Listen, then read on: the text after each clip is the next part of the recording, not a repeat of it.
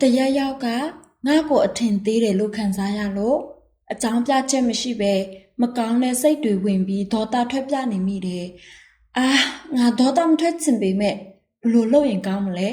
။အားလုံးပဲမင်္ဂလာပါ။ဒီတစ်ခါဖတ်ပြချင်တဲ့စာအုပ်လေးရဲ့နာမည်လေးကတော့ဒေါသကြီးတဲ့ဝက်ဝန်းဆိုတဲ့စာအုပ်လေးပဲဖြစ်ပါတယ်။စာသားဘယ်ကိုနာအီဘာလိုရာ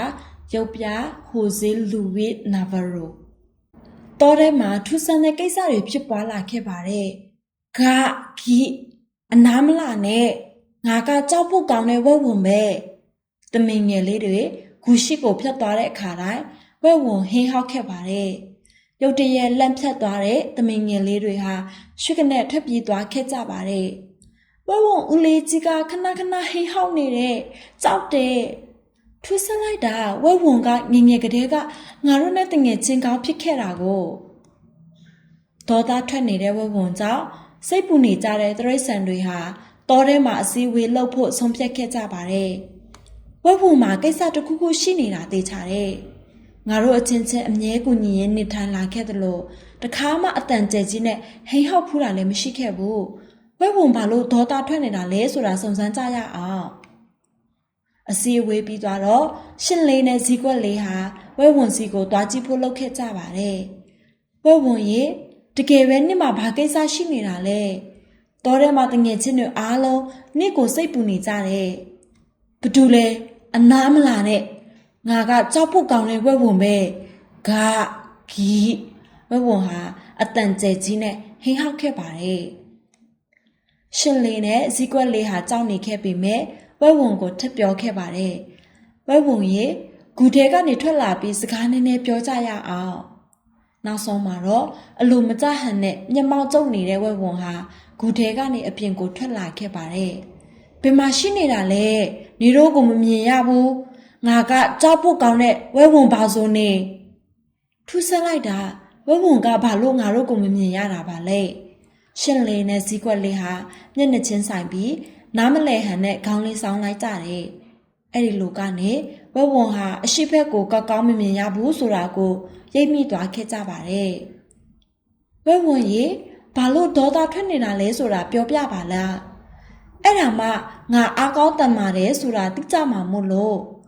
ဒါပေမဲ့ဝက်ဝံရေအဲ့ဒါကအားလုံးသိပြီးသားလေ။ဝက်ဝံဟာဝုန်းကနေဒေါသထွက်ခဲ့ပါတယ်။မဟုတ်ဘူးငါတဖြည်းဖြည်းနဲ့အားတွေကုန်ဆုံးလာပြီးမျက်လုံးလည်းကောင်းမမြင်ရတော့ဘူး။ဒေါသထွက်ပြမှအားလုံးကငါ့ကိုအားကောင်းတန်ပါတယ်ဝက်ဝံလို့ထင်ကြမှာ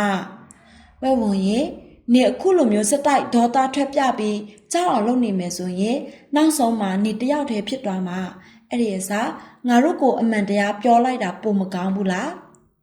ဝက်ဝံဟာလေးလေးနက်နက်စဉ်းစားခဲ့ပါတယ်ဟုတ်တယ်နေ့စကားမှန်တယ်လို့ထင်တယ်ဒါပေမဲ့ငါကတောထဲမှာအရင်တိုင်းအားအကောင်းဆုံးနဲ့အတန်မာဆုံးတရိတ်ဆန်ဖြစ်ချင်တယ်စိတ်မပူနဲ့နေအမှန်တိုင်းပွပွင့်လင်းလင်းပြောလိုက်လို့လေဘဒူးမှနေ့ကိုအထင်သေးမှာမဟုတ်ဘူးနင်ကဘယ်ချိန်ဖြစ်ဖြစ်တောထဲမှာအားအကောင်းဆုံးနဲ့အတန်မာဆုံးဝက်ဝံပဲတောင်းပန်ပါတယ်ကွာဟင်းဟောက်တာဖြစ်ဖြစ်ဒေါသထွက်တာတွေမလုပ်တော့ဘူးတောထဲကတရိတ်ဆန်တွေဟာဝက်ဝံလေးရဲ့တည်င်းကိုကြားပြီးအားလုံးပျော်သွားခဲ့ကြပါတယ်ပြီးတော့ဝက်ဝံအတွက်ဆောင်းတွင်းမှာစားဖို့အစားအစာတွေကိုလည်းယူလာပေးခဲ့ကြပါတယ်ဝက်ဝံဟာတောထဲကတငယ်ချင်းတွေနဲ့စွစွရုံရုံထိုင်ကစကားတွေပြောရင်းပျော်ပျော်ရွှင်ရွှင်အချိန်ကုန်ဆုံးခဲ့ပါတယ်ဝက်ဝံဟာအများကြီးတွေးခဲ့ပါတယ်ဒေါသထွက်ပြတယ်ဆိုတိုင်းအားကောင်းတန်မာတဲ့တရိတ်ဆန်ဖြစ်တာမဟုတ်ပဲပို့ပြီးတော့တောင်အထီးကျန်လာတာပဲရှိမှာဒီလိုနဲ့တစ်နှစ်မှာတပိတ်ငယ်လေးကမျက်မှန်ကိုယူလာပေးခဲ့ပါတယ်အမလေးဒီလိုကောင်းမြင်ရတယ်ဗောတကယ်ကိုကျေးဇူးတင်ပါတယ်ကွာဝက်ဝံဟာတမင်ငယ်လေးတွေနဲ့နောက်တစ်ခါပျော်ပျော်ရွှင်ရွှင်ဆော့ကစားခဲ့ကြပါတယ်အခုဝက်ဝံဟာတောထဲမှာတငယ်ချင်းတွေရဲ့အချစ်ကိုအပြည့်အဝခံယူရင်းပျော်ပျော်ရွှင်ရွှင်နေထိုင်ခဲ့ပါတယ်တဲ့ဒေါသထွက်ပြပြီးကြောက်စရာကောင်းပုံပေါ်နေတယ်ဆိုရင်အားလုံးအဆင်ပြေသွားလိမ့်မယ်လို့ထင်ခဲ့တယ်ဒါပေမဲ့အဲ့ဒါကပိုပြီးတော့တောင်ဆိုးဝါးသွားစေတဲ့ရှစ်လျှောက်တော့ဒေါသထွက်ပြမဲ့အစားငါစိတ်ကိုပွပွင့်လင်းလင်းဖွင့်ပြောလိုက်မယ်တနေ့မှဝက်ဝံလေးဟာဒေါသစထွက်ခဲ့ပါတယ်ဝက်ဝံလေးမှာဘာကိစ္စတွေရှိနေခဲ့လို့လဲ စာအုပ်လေးကတော့ဒီလောက်ပါပဲအဆုံးထိနားဆင်ပေးအတွက်အားလုံးကိုကျေးဇူးတင်ပါတယ်ရှင်